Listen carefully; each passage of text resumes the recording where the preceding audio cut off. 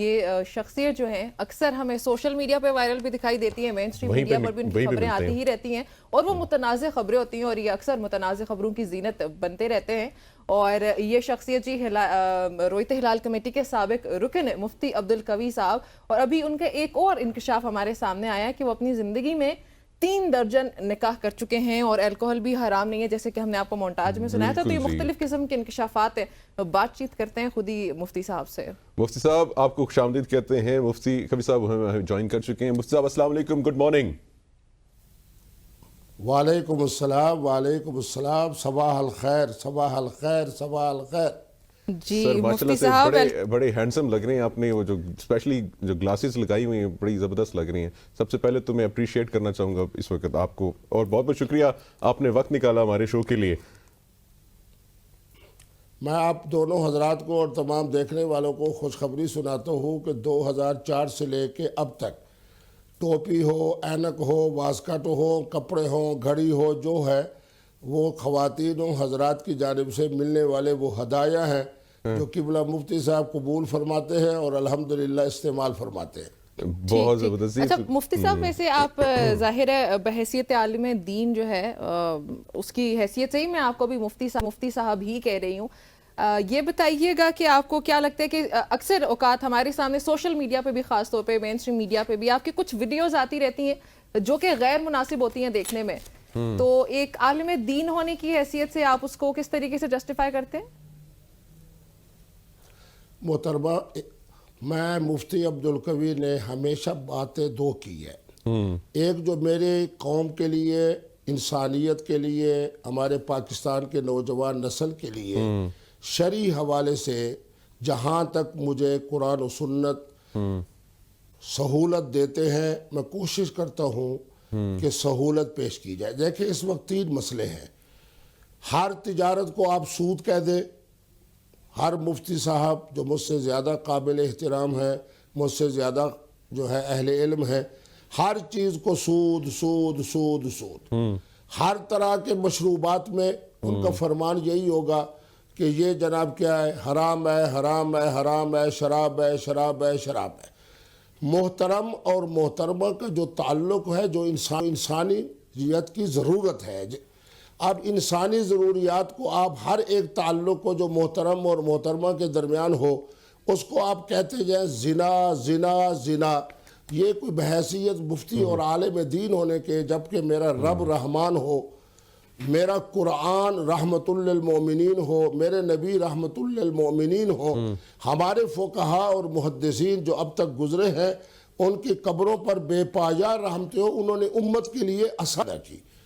اب حاج کے زمانے میں مفتی عبدالقوی پر بھی لازم ہے. آپ فرما رہے تھے کہ متنازعہ.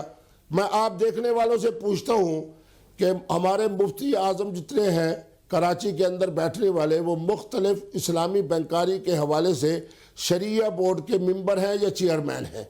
آپ عمومی طور پر مفتیان کرام سے پوچھیں تو 95% مفتیان کرام کہتے ہیں کہ یہ جو کچھ کہہ رہے ہیں غلط کہہ رہے ہیں، غلط کہہ رہے ہیں، یہ سود ہے، سود ہے، سود ہے. یہ کوئی اسلامی بینکاری نہیں ہے. یہ شراب کو اور دارو کو انہوں نے روح افزا بنا کے پیش کیا ہے.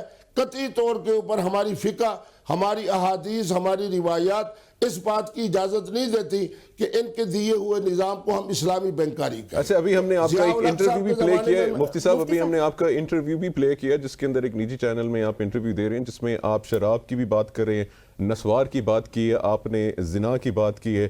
جہاں تک مجھے سمجھ ہے دین میں نامحرم کو چھونا بھی ایک گناہ ہے اور اس کے اوپر ایک احادیث بھی موجود ہے، اور دوسری نگاہ دیکھنا بھی گناہ ہے. تو سر آپ یہ کس بیسس پہ کہہ سکتے ہیں کہ زنا اگر جو ہے باہمی رضامندی سے ہو تو وہ حلال ہے، اور شراب بھی حلال ہے جس طریقے سے نسوار، اور آپ نے تمباکو کی بات کی تھی، تو یہ آپ کس بیسس پہ کہتے ہیں؟ ہاں، بڑی اعلیٰ سوال ہے. اس کو ذرا آپ توجہ سے سنیں. بات یہ ہے کہ میرا اسلام اور میری فقہ اور میری شریعت یہ کہتی ہے کہ مشروبات جو ہیں یا جو چیزیں انسان استعمال کرتا ہے ان کی 2 حیثیتیں ہیں. ایک حیثیت ہے جسے ہم کہتے ہیں یہ خمر ہے، یہ شراب ہے، یہ دارو ہے. آپ تمام علماء اسلام سے پوچھ لیں کہ خمر کیا ہے، پھر قبلہ مفتی عبدالقوی صاحب سے پوچھ لیں کہ خمر کیا ہے. دلائل میں بھی فقہ و حدیث سے پیش کر دیتا ہوں, دلائل وہ بھی پیش کر دے. دوسرا ایک اصطلاح ہے فقہ اور حدیث کے اندر, وہ ہے مسکر, نشہ آور اشیاء. یہ جتنی چیزیں ہیں جس کے اندر آپ کا نسوار بھی, جس کے اندر جناب آپ کے لیے یہ تمباکو والا پان بھی, جس کے اندر حشیش بھی, جس کے اندر افیون بھی, جس کے اندر بھنگ بھی, جس کے اندر یہ آئس بھی, اسی طرح یہ الکوہل جو ہے غلطی کے ساتھ یہ کہہ دیا گیا, اور علماء اسلام نے آپ کی اور ہماری رہنمائی نہیں کی. ہم نے یہ سمجھا کہ الکوہل جو ہے وہ شراب ہے, شراب ہے, شراب ہے, شراب ہے, شراب ہے. الکوہل کو بنتے ہوئے مری کی جناب جو ان کی فیکٹری ہے, میں خود تحقیقی آدمی ہوں. اب الکوہل کیا ہے بنتے ہوئے اس کو دیکھ لیں. علماء اسلام اگر تشریف لائیں تو میں ان کے لیے انتظام کر لیتا ہوں, وہاں کی انتظامیہ کو کہہ دیتا ہوں کہ تشریف لائے, الکوہل کو اپنی آنکھوں سے بنتا ہوا دیکھیں. تو آپ یہ کہنا چاہ رہے ہیں مفتی صاحب کہ یہ ساری چیزیں حلال ہیں, اور یہ زنا بھی اگر میوچل کانسنٹ کے ساتھ ہو رہا ہے تو وہ ٹھیک ہے, الکوہل کو شراب نہیں کہنا چاہیے, کیونکہ مطلب سمجھ نہیں آ رہی. بتائیے گا یہ دین کی ذرا غلط منظرکشی ہو رہی ہے. نہیں محترمہ بات سنیں, الکوہل شراب ہے یا نہیں ہے اس کا تعین کس نے کرنا ہے؟ اس عالم دین نے کرنا ہے جو تحقیقی بھی ہو, جو مشاہدہ بھی کر کے آئے, جو ہمارے ان تمام مسلم ممالک میں رہنے والے. اب مجھے یہ بتائیں کہ مفتی عبدالقوی کا تعلق صرف پاکستان سے نہیں ہے, یہ رشیا ممالک. آپ نے بات کی کہ آپ اپنے فقہ اور جو ہے شریعت کے حساب سے بات کر رہے ہیں, تو اگر آپ کوئی کوٹ کر دیں کوئی حدیث یا قرآن کی آیت جہاں پہ یہ مینشن ہو, نعوذ باللہ, اللہ معاف کرے, کہ جی آپ شراب پی سکتے ہیں, آپ جو ہے زنا کر سکتے ہیں باہمی رضامندی سے, اور یہ ساری چیزیں جو ہے, آپ ذرا اس کو بیک کر لینا. میرے بیٹے بات, شراب حرام ہے, قلیلہ و کثیرہ سواء.